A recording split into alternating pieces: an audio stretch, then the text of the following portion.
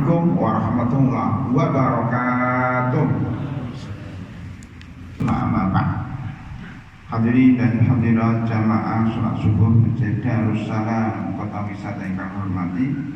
Alhamdulillah kita ucapkan puji dan syukur kehadirat Allah Subhanahu wa taala pada pagi hari ini, di hari yang cerah.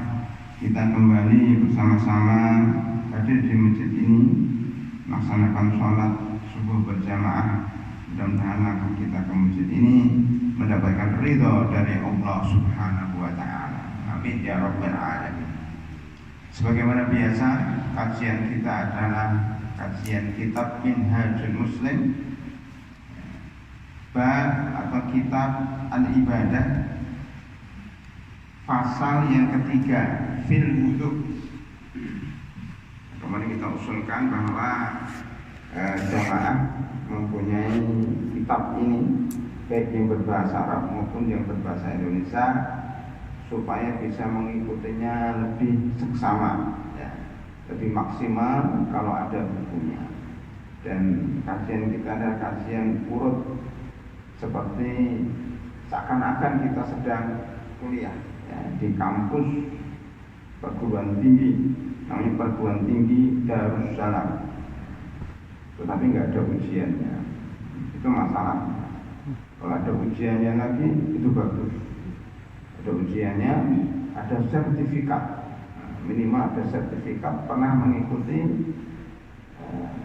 daurah Minhajul Muslim atau pernah mengikuti kajian kuliah umum Minhajul Muslim. Jadi kita insya Allah tidak kalah dengan orang-orang yang duduk di bangku kuliah.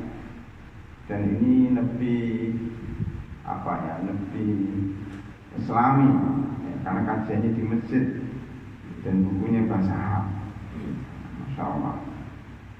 Kita mulai al-fasl tsalis fil wudu'i, pasal ketiga tentang wudu.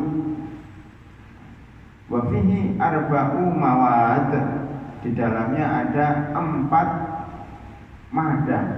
materi. Al-madatul ula fi masyru'iyyatil wudu wa fadlihi, tentang masyru'iyah wudu, syariatnya wudu dan keutamaannya. Nah, satu, ke masyru'iyah wudu, syariatnya wudu itu terdapat dalam kitab dan sunnah. Di antaranya firman Allah Subhanahu wa taala, ya ayyuhalladzina amanu idza qumtum ilas sholati faghsilu wujuhakum wa aydiyakum ilal marafiqi wamsahu bi ru'usikum wa arjulakum ilal ka'bain. Al-Maidah ayat 6. Ini kalau bisa dihafal nomor surat dan nomor ayat. Al-Maidah surat ke-5 ayat 6 itu adalah rujukan masalah wudu. Ayat ini menyebutkan rukun wudu saja, tidak menyebutkan sunnah-sunnah wudu. Mari kita bahas secara lebih rinci. Ya ayyuhalladzina amanu, wahai orang-orang beriman, jika kalian hendak sholat, ingin sholat, kuntum itu fi'il madhi, tapi maksudnya benar-benar ingin sholat. Berarti itu ada niat ingin sholat. Faghsilu wujuhakum, maka syaratnya, belum rukun tapi syarat sholat adalah bersuci. Faghsilu wujuhakum, maka basuhlah wajah-wajah kalian. Tidak ada kumur-kumur di sini, tidak ada kumur-kumur, tidak ada baca basmalah, tidak ada istinsyaq, tidak ada istinthar, tidak ada masukkan air ke dalam hidung, tidak ada cuci tangan, karena itu sunnah. Jadi langsung rukunnya, ya, faghsilu wujuhakum, mencuci wajah kalian, wa aydiyakum ilal marafiq, dan kedua tangan kalian sampai siku-siku. Cucinya mau kanan dulu, mau kiri dulu, itu bukan rukun, ya, tapi yang penting dicuci kedua tangan kalian sampai siku-siku. Wamsahu bi ru'usikum. Kalau tadi mencuci muka dan mencuci kedua tangan, Maka yang ketiga adalah wamsahu, mengusap. Mencuci dan mengusap beda. Ya, mencuci itu pakai air, gosok begitu, itu namanya mencuci. Tidak harus pakai sabun. Tidak harus pakai sabun. Tidak ada syarat mencuci pakai sabun. Dan tidak ada syarat mandi besar al-ghusl itu pakai sabun. Dan tidak ada syarat keramas itu pakai sampo. Di sini nggak disebutkan. Yang tidak disebutkan faksilu wujuhakum fi sabun wa sampo, nggak ada.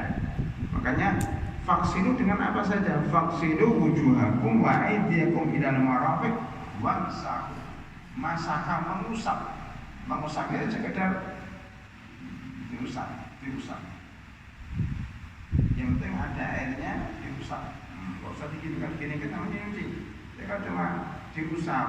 Imrarun alma. Jadi ada air kemudian diusap. Apa yang diusap? Biru'usikum, kepalanya diusap. Maksudnya kepala itu bukan rambut. Ya kalau dia punya rambut, kalau dia gundul, yang diusap apanya? Ya tetap kepalanya. Ketika kepalanya ada rambut, ya diusap rambutnya. Diusap, jadi rambut itu nggak dicuci. Ada sebagian kalangan mencuci rambut. Itu salah, berlebihan. Cukup diusap. Biru'usikum. Kenapa rambut diusap?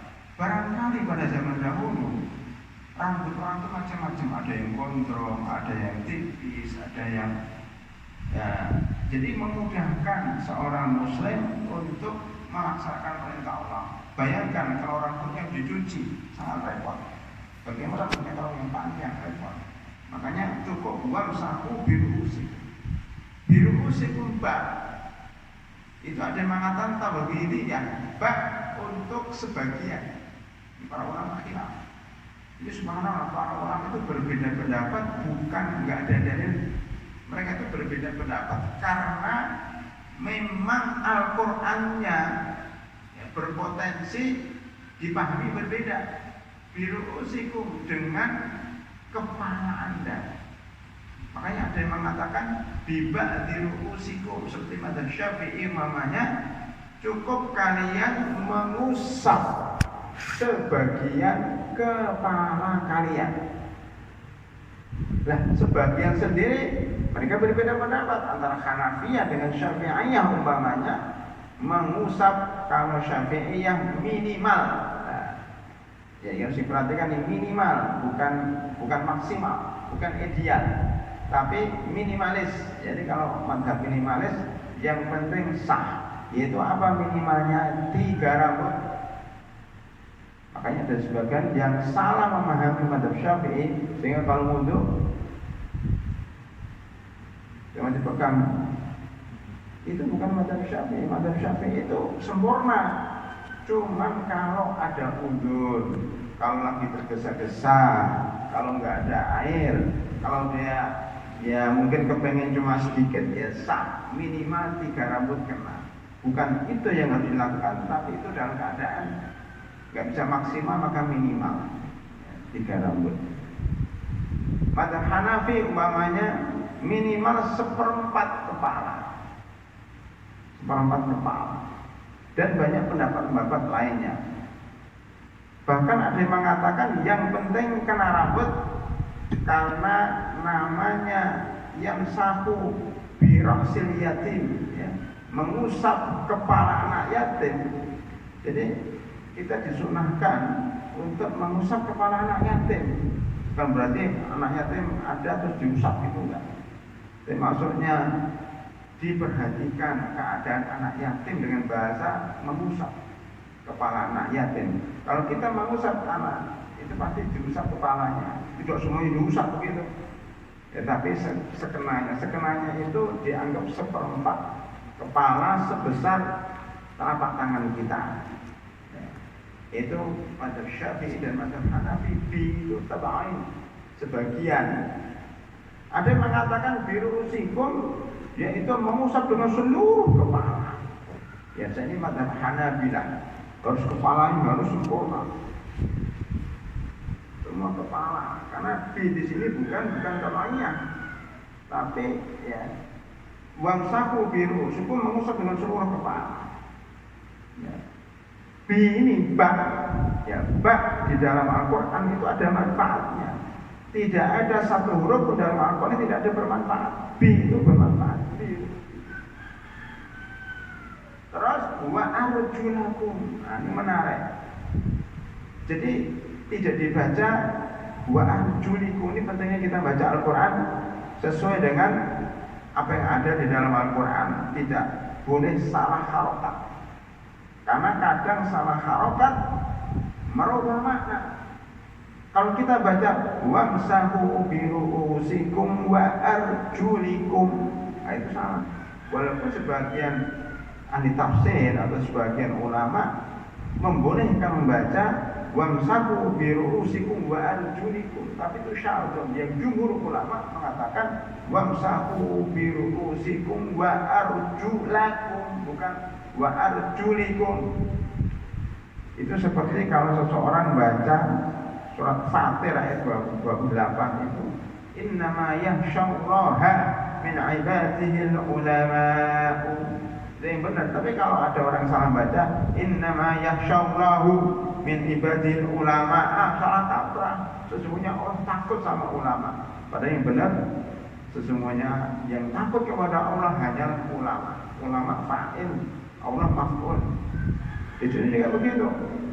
Dan basuhlah kepalamu dan kakimu. Lah, kaki ini mengikuti membasuh atau mengikuti untuk dicuci. Ahlussunnah wal Jamaah ini walaupun fikih tapi masuk dalam ranah akidah. Ahlussunnah wal Jamaah mengatakan bahwa kaki itu dicuci, bukan diusap. Ya. Kenapa? Karena arjulakum ini mengikuti faksilu. Jadi faksilu, jadi kalau memudahnya itu, ini kan takdim wa takhir ya, dalam bahasa Arab itu ada yang maju dan mundur hurufnya atau kata-katanya. Fansahu faksilu wujuhakum wa aydiyakum wa arjulakum, maksudnya begitu. Cucilah mukamu, kedua tanganmu dan kakimu. Tapi kemudian ada tanda kutip, usaplah kepalamu dan cucilah kakimu. Jadi kepala ini beda sendiri nih, tidak dicuci. Itu Ahlussunnah wal Jamaah. Jadi kaki itu dicuci seperti tangan. Tetapi Syiah, nah ini kan sudah masuk masalah akidah ya. Walaupun fikih tapi ini ke akidah. Syiah mengatakan bahwa maksudnya arjulikum, kaki ini mengikuti kepala. Jadi kepala diusaplah kepala kalian dan kaki kalian. Maka Anda lihat mereka kalau wudhu kakinya diusap aja kayak kepala. Ini salah kaprah. Makanya bacanya harus benar, wa arjulakum ilal ka'bain, dan cucilah kaki, kedua kaki kalian sampai mata kaki, bukan sampai lutut. Dulu waktu kecil kan kita dan anak-anak yang lain ya kalau wudhu ya sampai lutut. Tapi sekarang juga anak-anak kecil sampai lutut nggak tahu. Wudhu itu cukup mengusap telapak kaki sampai mata, kedua mata. Kalau ingin tinggi lagi boleh, nanti kita bahas. Jadi selesai. Surah Al-Maidah ayat 6 ini sebagai rujukan utama, dasar utama dalam masalah wudhu, dan hanya menyebut rukun saja. Rukun wudhu itu yang kita bahas, yang niat, kemudian mencuci muka, mencuci kedua tangan sampai siku-siku, mengusap kepala dengan perbedaan pendapat tadi, mencuci kedua kaki sampai kedua mata. Itu rukunnya sampai itu aja. Nanti ditambahi takdir tentunya. Dalam Al-Quran cuma itu. Kemudian dalam hadis Rasulullah SAW, la tuqbalu sholatu ahadikum idza ahdatsa hatta yatawaddaa. Tidak diterima sholat kalian sampai jika batal sampai dia berwudu. Berarti wudu itu syarat sahnya sholat. Dan ini menarik bahwa air itu kebutuhan utama seorang muslim, baik dalam hidup secara luas maupun dalam beribadah kepada Allah. Tanpa air susah kita akan beribadah. Makanya ceramah itu harus pakai air. Kalau enggak ya ceramahnya harus. Baik, saya teruskan. Itu satu. Syariat wudu dua mengikuti buku ini. Keutamaan berwudu. Di antaranya adalah hadis yang menyebutkan ala adullukum ala ma yamhullahu bihil khotaya. Apakah kalian mau, kata Rasulullah SAW, saya tunjukkan sesuatu yang bisa menghapus dosa-dosa, wa yarfa'u bihi darajat, meninggikan derajat, menghapus dosa, meninggikan derajat. Apa itu? Qalu bala ya Rasulullah. Ya Rasulullah, ya kami kepingin. Apa itu? Qala isbagul wudu 'alal makarih. Isbagul wudu 'alal makarih. Apa artinya? Melebihkan wudu, menyempurnakan wudu. Wa asbagha 'alaikum ni'amahu dhahiratan wa batinan, dalam surah Al-Qur'an. Menyempurnakan wudu 'alal makarih, walaupun dalam keadaan tidak senang. Maksudnya gimana? Pada musim dingin, mungkin kalau orang Indonesia susah memahami hadis ini. Harus ke Timur Tengah dulu, harus ke tempat-tempat yang dingin dulu. Isbagul wudu 'alal makarih, maksudnya menyempurnakan wudu walaupun kita kedinginan. Walaupun kita kedinginan, contohnya kalau kita di Timur Tengah, di Eropa, di Amerika, yang ada musim dinginnya, yang ada saljunya. Kalau di Maroko itu ada gunung Atlas, ya, yang atasnya salju semuanya. Jadi kalau kalau kena air itu kayak kena air di freezer itu, dingin banget. Tapi gimana lagi namanya mau wudu? Apa ini dalam keadaan menggigil? Dalam keadaan menggigil ini biasanya wudunya ngirit banget, karena airnya kayak es. Walaupun demikian harus disempurnakan. Itu derajat dan pahalanya meningkat, dan kesalahan-kesalahan akan dihapuskan oleh Allah kalau wudunya dalam keadaan dingin. Kalau wudu di Indonesia pahalanya standar, karena apalagi musim panas, wudunya diulang-ulang terus. Ya. Jadi arti isbagul wudu 'alal makarih adalah menyempurnakan wudu ketika musim dingin, dalam keadaan dingin banget. Atau dalam keadaan mungkin ada bagian anggota badan kita yang perih. Kalau terkena wudu karena lecet, karena luka, itu juga bisa diartikan makarih, artinya wudu walaupun dalam keadaan nggak enak. Yang kedua, wa qasratul khuta ilal masajid, memperbanyak langkah ke masjid. Nah, ini penting. Artinya memperbanyak langkah itu tafsirannya banyak. Satu, langkahnya jangan panjang-panjang. Langkahnya panjang dikit. Jadi langkahnya pendek-pendek tapi banyak. Bukan memanjangkan langkah ke masjid. Hadisnya menyebut memperbanyak, berarti langkahnya diperpendek. Ini ada dalilnya, Pak. Ketika kita tawaf, ya namanya ar-ramlu, tawaf pertama kali, ya, tawaful qudum, itu toh disunnahkan untuk lari pendek-pendek, lari kecil-kecil, bukan lari langkahnya cepat gitu, enggak, pendek-pendek, lari-lari gitu. Kenapa? Supaya menunjukkan bahwa umat Islam itu walaupun perjalanan waktu itu Nabi Muhammad SAW dan para sahabatnya berjalan dari Madinah ke Mekah sekitar 400 km berjalan kaki, kan capek, sampai tujuan capek.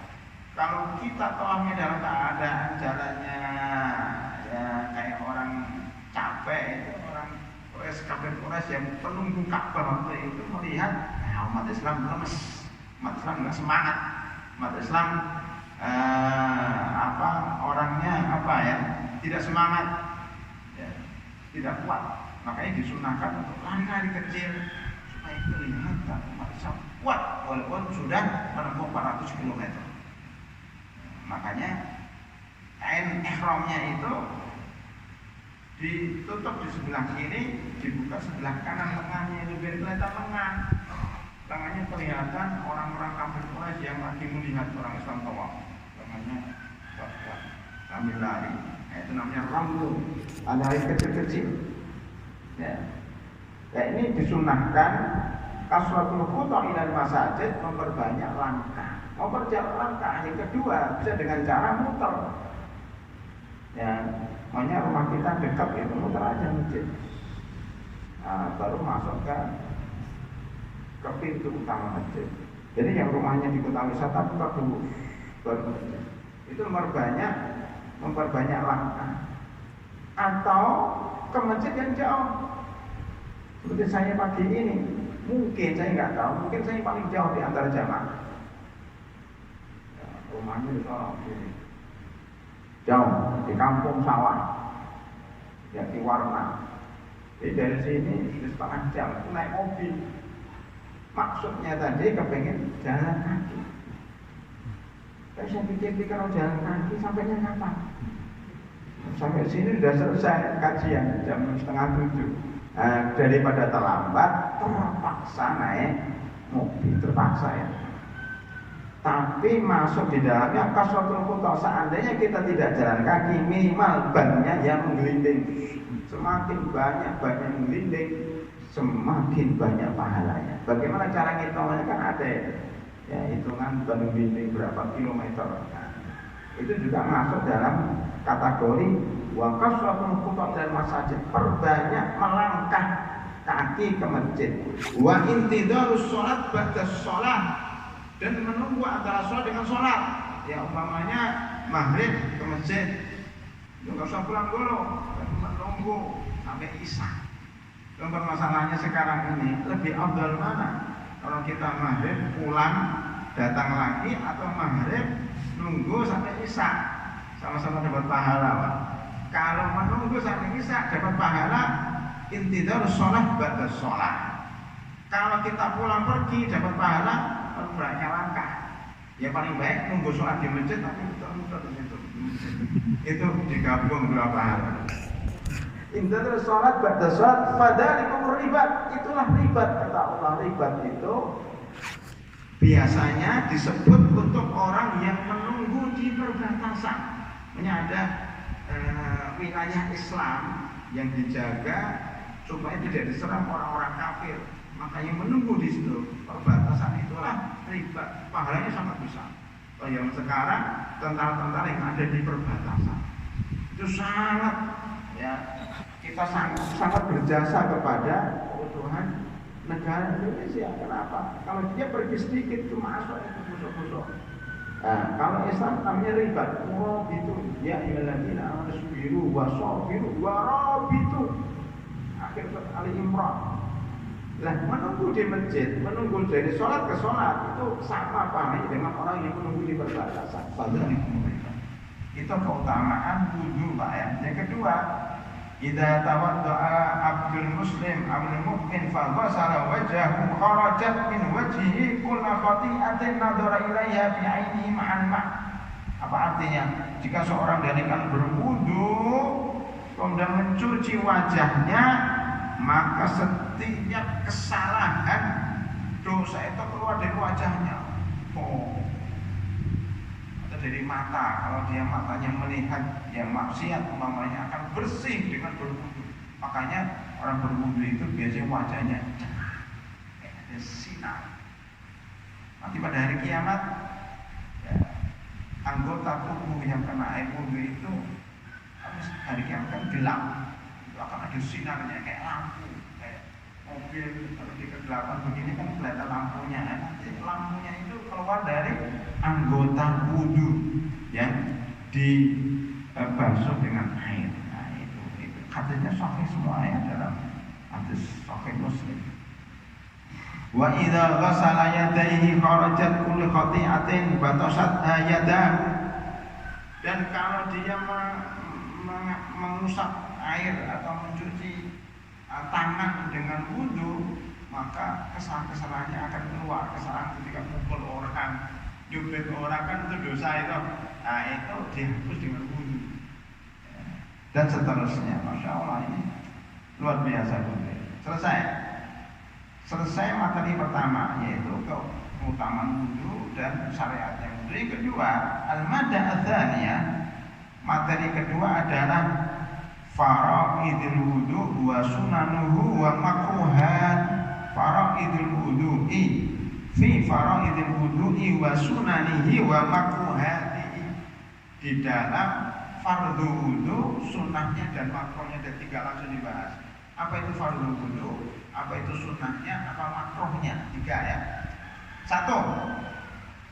Fardhu wudu atau rukun wudu, istilahnya gitu, lebih tepatnya rukun wudu. 1, niat. Dan kita bahas tadi, niat yaitu keinginan hati yang mendalam untuk melakukan wudu. Innamal a'malu binniyat.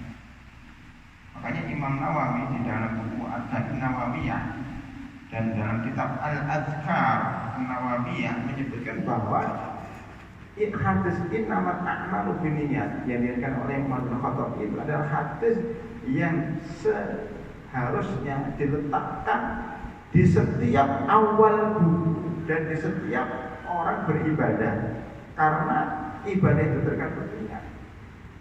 tergantung niat. Makanya niatnya apa wudu? Ya niat berwudu karena perintah dari Allah Subhanahu wa taala. Yang kedua, ghuslul wajhi. Ini sudah kita bahas sebenarnya ya, mencuci wajah. Nah, batasannya dari ujung rambut ya, yang di kepala ini sampai dagu. Ya. Dan ini vertikal horizontal dari ini batasan telinga kanan ke telinga kiri. Faksilu wujuhakum. Itu yang kedua. Rukun ketiga, mencuci kedua tangan sampai siku-siku, sudah kita bahas. Yang keempat tadi mengusap kepala. Ya. Ada yang mengatakan sampai sini. Kalau mazhab Syafi'i tadi cukup 3 rambut, mazhab Hanafi 1/4 kepala. Yang kelima, mencuci kedua kaki sampai kedua mata kaki. Yang keenam, tartib. Jadi sebenarnya tadi cuma 4, ditambahin awal adalah niat, ditambah terakhir tertib itu urut jadi 6. Rukun wudu ada 6. Tertib itu urut, kalau nggak urut nggak sah. Ya. Maksudnya urut itu dari kepala ke tangan, dari wajah ke tangan ke kepala ke kaki. Urut bukan berarti kanan dan kiri, enggak.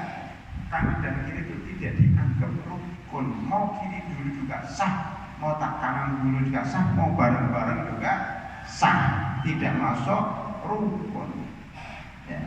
Yang ketujuh, tambahan oleh Abu Bakar ini, Al-Jazairi, al-muwalatu, tidak ada jeda, terus menerus. Namanya begini, kalau kita berwudu mengusap kepala, membasuh muka umpamanya, habis itu kita keluar dulu ngobrol sama orang setengah jam, habis itu kita baru mencuci kedua tangan, itu nggak boleh.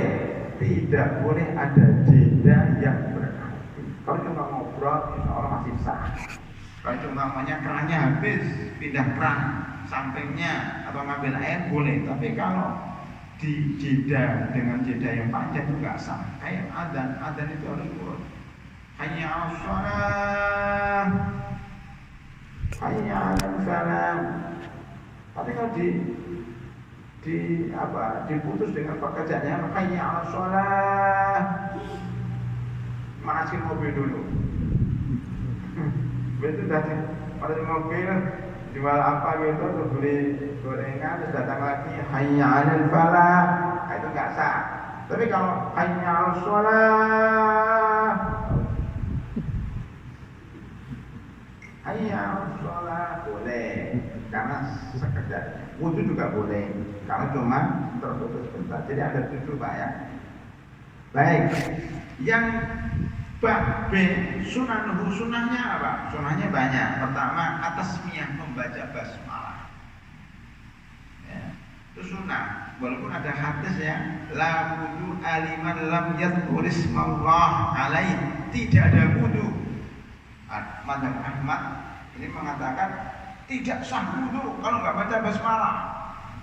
Tapi mayoritas ulama mengatakan hadis ini dhaif, ada yang mengatakan dhaif. Atau diartikan la wudu'a, tidak sempurna wudu. Jadi wudunya masih sempurna, wudunya sah tapi tidak sempurna. Artinya apa? Baca basmalah itu sunnah. Yang sering ditanya oleh jamaah, Ustaz, kalau kita wudu di kamar mandi boleh nggak baca basmalahnya di hati? Loh, basmalah sendiri itu tidak wajib kok. Kalau ingin baca basmalah ketika masuk kamar mandi, basmalah bukan mau masuk toilet, tapi basmalah mau wudu. Kalau masuk toilet kan Allahumma inni a'udzubika min al-khubuthi wal khaba'is. Ini ditanya itu kamar mandi. Beda dengan toilet. Maksudnya bagaimana? Kalau kamar mandi itu kamar mandi aja, nggak ada toiletnya. Ya, toiletnya sendiri maknanya. Jadi wudu itu tidak baca basmalah. Kalau kita terpaksa wudu habis mandi, ada toiletnya, ya sudah, kita wudu saja tanpa basmalah, insya Allah sah. Kalau di luar di keran, ya tempat wudu khusus, silakan baca basmalah. Jadi sunahnya satu, baca basmalah, sunnah ya. Dua, mencuci kedua telapak tangan sebelum masukkan ke dalam bak. Zaman dulu mandinya memang pakai bak, nggak pakai keran. Alhamdulillah sekarang banyak video-video yang beredar yang mengajarkan bagaimana berwudu dengan secangkir air. Ini kalau nggak di masjid saya praktekkan ini. Wudu dengan secangkir air. Kalau saya praktekkan puasa semua bisa dimarah oleh DKM. Makanya nggak usah saya praktekkan. Ya. Tapi maksudnya nanti Bapak dan Ibu cobalah wudu dengan segelas air. Bisa juga wudu dengan setengah gelas. Rasulullah SAW kalau berwudu ya, karena zaman itu susah air, di Arab itu susah air. Wudu itu dengan segelas, biasanya dengan segelas. Satu mut itu segini. Ya. Kemudian kalau mandi pakai satu sok. Jadi saya itu 4 gelas bisa mandi ya, dengan 4 gelas. Ya. Kita, bagaimana mungkin bisa wudu begini? Karena kebiasaan pakai keran. Keran itu bagus dari sisi kebersihan, tapi boros. Kecuali kerannya itu kalau sedikit aja netes, tik, itu oke lah. Itu kerannya cerot, itu bazir banget itu. Sudah susah, orang nggak terbiasa. Zaman dulu, ya wudunya sepakai ini. Makanya di sini disebutkan mencuci tangan, kedua telapak tangan sebelum dimasukkan ke dalam inap. Jadi demikian. Nah, sudah bersih baru dimasukkan dalam ember atau gayung atau bak. Itu lebih ngirit. Nah, dicuci 3 kali. Ada hadis yang menarik, sebenarnya panjang hadisnya, cuma waktu enggak cukup. Ida apa? Ida istaiqadha ahadukum min naumihi fala yaghmis yadahu fil ina hatta yaghsil tarata. Jika kalian bangun tidur, para orang kata bangun tidur malam, ada yang mengatakan bangun tidur siang juga, janganlah kalian memasukkan tangan kalian ke dalam air sampai dicucinya 3 kali. Kenapa? Fa innahu la yadri aina batat yadu. Karena dia tidak tahu di mana tadi malam tangannya itu bermalam. Bapak tahu tadi malam tangannya kemana saja? Tangannya kemana saja? Tidak ada cerita nyata Pak. Ada seseorang itu diberitahu hadis ini, kamu jangan langsung masukkan tangan ke dalam bak, karena Anda tidak tahu di mana tangan Anda bermalam. Dia kayak saya tahu, tangan saya nggak megang apa-apa, nggak masukkan ke dalam mana ini, ke badan, kadang garo-garo, kita nggak tahu garo-garo apa, padahal badannya ada koreng, ada kotoran di sini, garuk-garuk. Kadang garuk-garuk di bagian bawah, bagian belakang. Dia bilang saya tahu, tangan saya nggak kemana-mana. Nah, dia ngayal kan, diberitahu kasus ngayal. Berikutnya dia tidur Pak, ketahuan oleh orang itu. Ternyata tangannya lagi garuk-garuk bagian bawah itu. Dan sampai bangun tangannya masih di situ. Dipoto kan.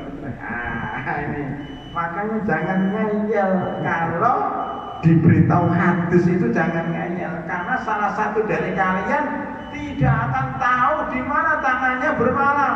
Apa namanya orang tidur enggak sadar. Baru sini pegang apalah. Enggak karu-karuan. Makanya Islam mengajarkan kebersihan sebelum WHO dan badan-badan kesehatan mengajari kita jangan ajari orang Islam bersih. Ya. Itu kan kalau kita masuk ke perusahaan-perusahaan itu, ke pabrik-pabrik itu kan ada SOP-nya Pak. Sebelum makan cuci dulu berapa kali, disebutkan WHO gini-gini. Saya bilang WHO baru tahu sekarang. Islam sudah 15 abad yang lalu mengajarkan kebersihan. Kita harus bangga dengan Islam Pak. Ya.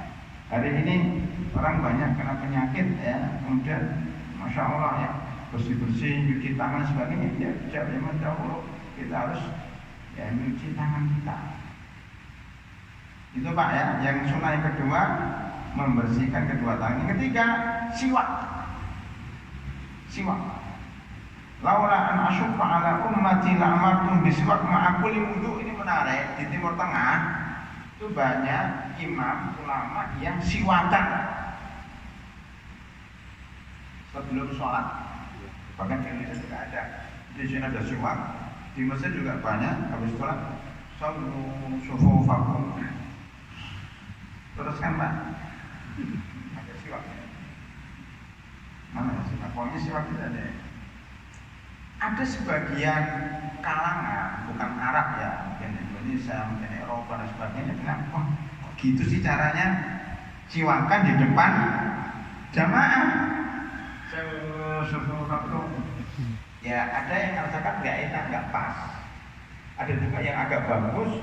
Sawu-sufakum nanti siwakannya sudah menghadap kiblat baru siwakan, itu lebih oke. Jadi tidak menampakkan giginya di depan jamaah. Bagus lagi, menurut riwayat ini, kalau bukan karena takut memberatkan umatku, niscaya aku perintahkan mereka bersiwak ketika berwudu. Kita lebih cenderung mengambil hadis ini ya Pak. Hadis nomor 2 itu riwayat Imam Malik. Jadi kita lebih cenderung ambil hadis ini. Artinya apa? Siwak itu tidak harus sebelum sholat persis ya, tapi lebih pasnya kalau pas berwudu, karena siwakan kumur-kumur. Karena siwak itu kadang-kadang ada apa itu, kan siwak itu kan kayak dahan itu ya, kayak jadi ada serat-seratnya yang masih kadang ganggu. Itu bagusnya kalau pas wudu. Nah, siwak itu walaupun tidak bisa diganti secara sempurna dengan gosok gigi, ya sementara bisalah pakai itu. Tapi kalau pakai siwak lebih baik lagi.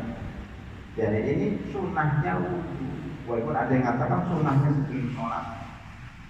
Yang keempat, berkumur-kumur.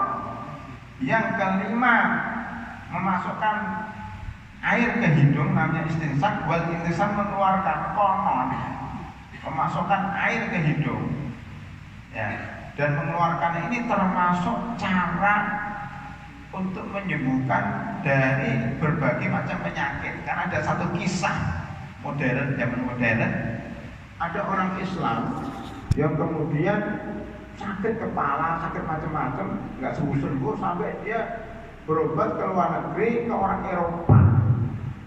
Di situ dia bilang, dokter non muslimnya itu, saya tunjukkan kepada Anda cara supaya tetap sehat, sembuh dari segala macam penyakit. Salah satu caranya ya seperti yang diajarkan dalam agama. Apa itu? Istinsak dan istinsal. Gitu ya. Kadang-kadang kita itu punya agama yang sempurna, tapi kita nggak pede, itu masalahnya. Isyhadu bi anna muslimun, saksikan bahwa saya ini muslim, termasuk ajarannya. Coba kita bicara wudhu tadi, bicara kesehatan, bicara macam-macam, ada di sini semua, termasuk siwak.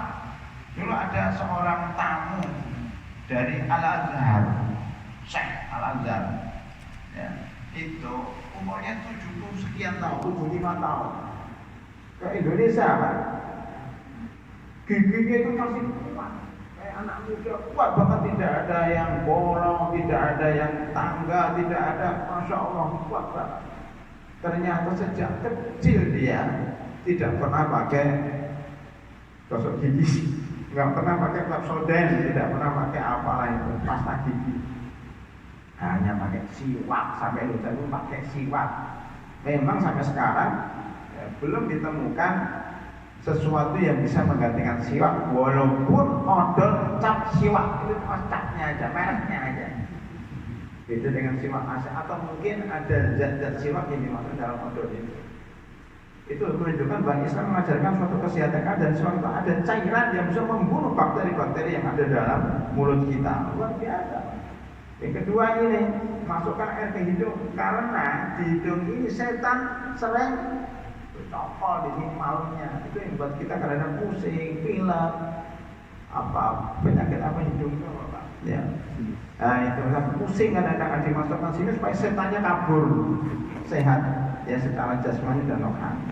Yang kelima yang sunnah adalah tambah kelima, keenam adalah kalau ada jenggot itu di sela-selanya. Yang ketujuh al-ghuslu salatan talasan, mencuci 3-3. Ini sunnah, tidak wajib. Yang menarik, nah, saya pernah dialog dengan seorang ustaz, tapi ustaz ini agak agak letal di dalam memahami sunnah. Dia bilang gini, ustaz, itu saya lihat ada jamaah yang wudhu, saya beritahu tadi wudhu, tapi begini, saya kan banyak ya, di sini pun banyak ya wudhu, kanan kiri kanan kiri kanan kiri. Ya, yang ngajak dialog itu buat antum bagaimana? Nah, saya mengatakan itu sah. Kata dia, gimana sah? Itu gak sah, kata dia. Loh, kenapa gak sah? Saya tanya. Karena tidak sesuai dengan sunnah Nabi Muhammad SAW. Nabi Muhammad SAW itu dalam hadis Utsman bin Affan itu wudhu itu tangan dulu 3 kali, kiri dulu 3 kali. Nah ini kanan sekali, kanan sekali, kiri sekali, kanan lagi, kiri lagi. Segala sesuatu yang tidak sesuai dengan apa yang dicontohkan oleh Nabi Muhammad SAW itu nggak sah. Dia bilang gitu. Saya tanya, siapa dari ulama yang mengatakan itu? Pokoknya nggak sah. Belum kok sepokoknya. Agama bukan pokoknya. Siapa ulama fikih yang mengatakan nggak sah? Ya saya jawab, Pak. Jadi kita kalau belajar itu jangan belajar langsung dari Quran dan Sunnah, tapi harus merujuk kepada perkataan ulama.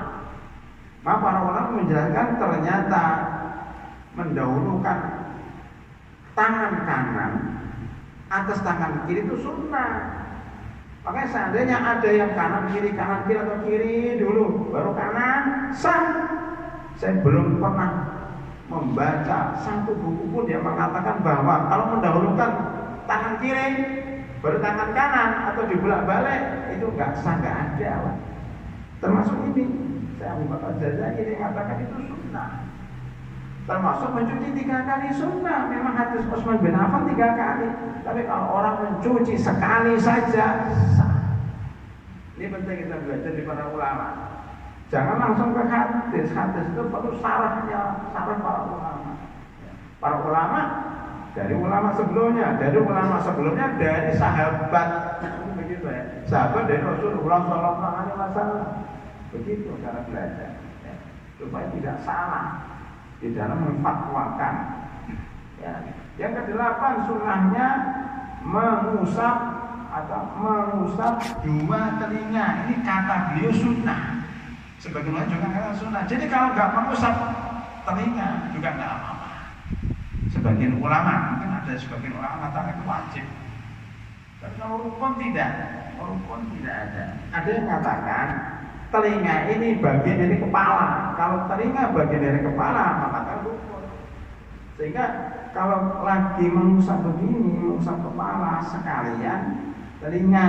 Pada madzhab Syafi'i sunnahnya kalau mengusap telinga itu ngambil air lagi baru diusap, tidak langsung.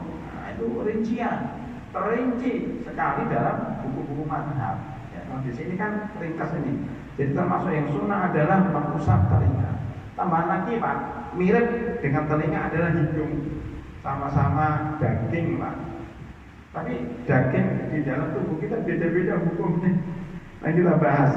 Ini telinga, hidung. Nah hidung Pak, ada yang mengatakan sholat masker, wah nggak sah itu. Rasulullah SAW melarang seseorang ketika sholat menutup mukanya. Berarti apa? Nggak sah. Kayak gini itu modelnya Pak. Padahal para ulama mengatakan bahwa rukun sholat, maksudnya sholat itu ketika sujud harus ala sab'ati a'dzumin. Jadi maksudnya sujud itu harus di atas 7 tulang. Mana 7 tulang itu? Harus diterangkan. Kedua tangan, kedua kaki, jidat. Hidung itu mengikuti jidat. Kalau sujud tanpa, jadi gini, kalau jidat wajib, kalau hidung sunnah. Makanya kalau sujud ya dengan menempelkan jidat hidung tidak tertempel di lantai itu sah.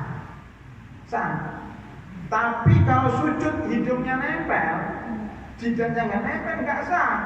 Gimana itu? Coba bisa nggak Pak? Sujud tapi jidatnya nggak kena, ada nggak? Susah, makanya nggak sah. Tapi banyak yang jidatnya kena, hidungnya nggak kena, sah. Walaupun tidak sempurna. Makanya sholat dengan menutup hidung itu sebenarnya bukan nggak sah, tapi kurang sempurna. Sempurnanya kalau hidungnya kena, kamu nggak ditutup, ya.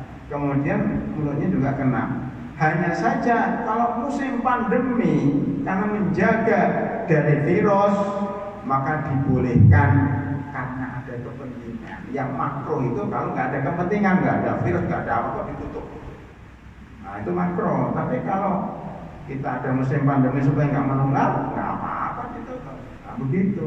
Jadi kita jangan terlalu emosional dalam beragama. Harus ada dalil dan perkataan para ulama. Ya. Baik, ini yang ke-9. Ke-10 at-tayammum sudah kita bahas, tangan dulu itu sunnah. Ke-11 itolatul hurrah wa tahjil apa? Melebihkan, sudah kita bahas tadi, melebihkan. Jadi kalau wudu jangan pas-pasan.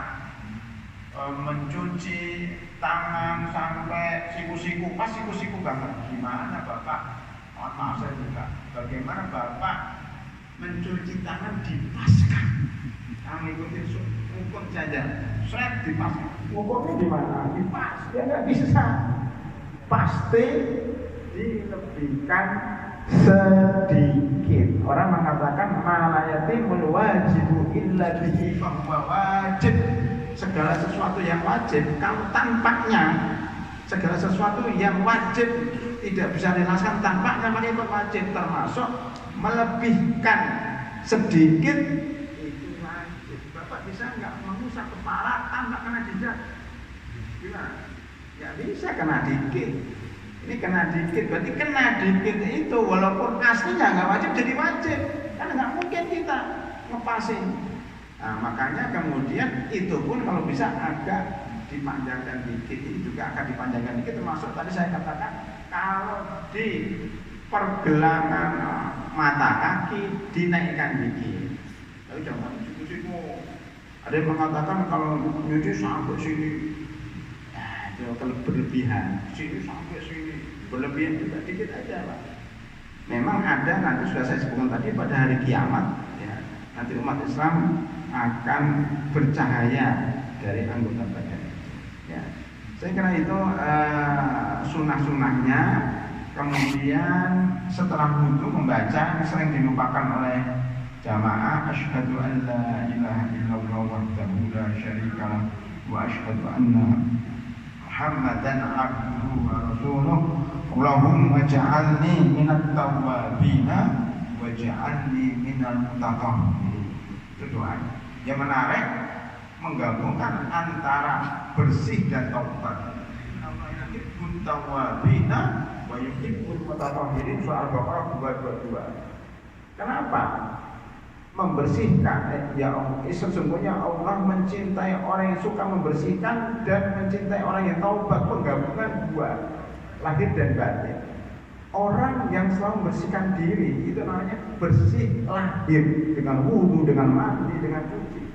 Tapi jangan lupa Allah lebih mencintai orang yang membersihkan hatinya dengan cara bertaubat. Banyak orang yang bersih lahirnya tapi kotor hatinya. Ada juga orang yang bersih hatinya, kotor badannya. Yang paling baik adalah bersih hati dan bersih badan. Bersih hati dengan taubat, bersih badan dengan wudu. Innallaha yuhibbut tawwabina wa yuhibbul mutatahhirin. Kalau di sini Allahumma ja'alni minat tawwabina wa ja'alni minal mutatahhirin. Taubat itu didahulukan, kebersihan hati didahulukan daripada kebersihan hati. Saya kira cukup sekian makronya, ya itu nanti bisa dibahas sendiri. Dan jelas sudah selesai bab wudu secara umum. Alhamdulillahirabbil alamin. Ada pertanyaan dari jamaah? Silakan Pak. Saya tadi mau bawa dia lupa. Silakan. Waalaikumsalam warahmatullahi wabarakatuh.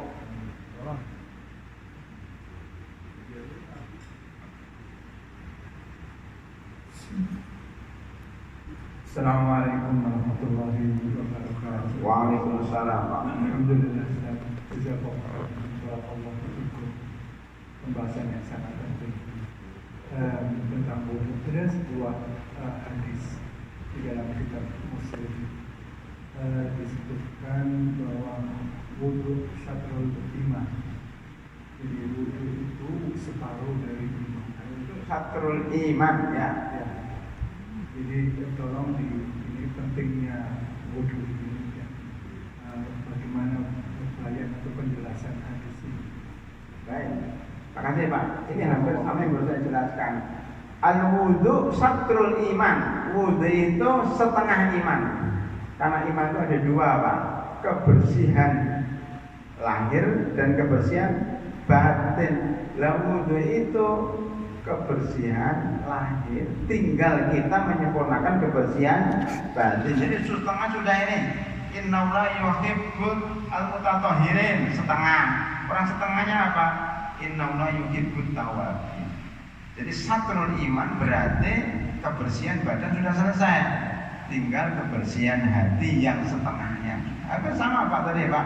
Allahumma ja'alni minat tawwabin setengah, wa ja'alni minal mutatahhirin setengah. Jadi setengah itu hampir sama, bahwa sabar itu setengah iman.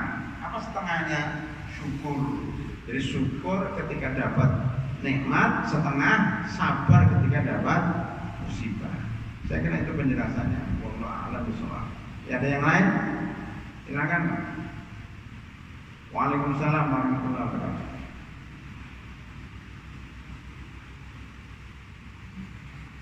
Saya mohon maaf.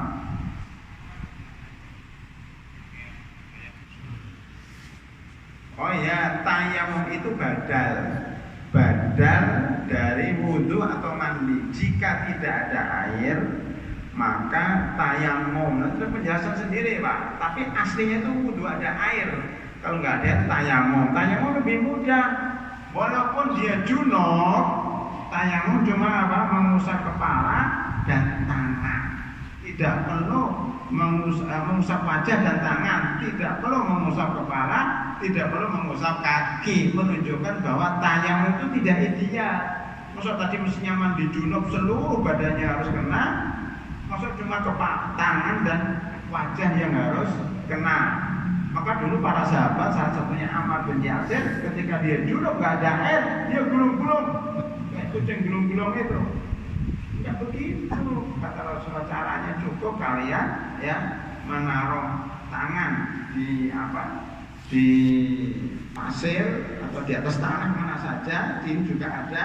Kemudian diusap ke kepala, diusap ke kedua tangan pun hanya sampai sini. Sebagian ulama madzhab Syafi'i sampai sini. Ya, jadi mudah tayamum itu hanya sebagai badal, simbol pengganti ketika tidak ada air. Wallahu a'lam bishawab. Kalau Indonesia kan banyak air insyaallah. Ada yang lain satu lagi mungkin terakhir. Ya. Supaya pastikan. Ya. Silakan, nggak ada? Kalau nggak ada kita tutup ya dengan doa kafaratul majlis. Mudah-mudahan kajian ini bermanfaat dan terus urut. Mohon Bapak dan sekalian bisa membawa buku Minhajul Muslim terjemahan sehingga bisa mengikuti kajian ini lebih maksimal. Lebih kurangnya mohon maaf. Kita tutup dengan doa kafaratul majlis. Subhanakallahumma bihamdika asyhadu an la ilaha illa anta astaghfiruka wa atubu ilaik. Assalamualaikum warahmatullahi wabarakatuh.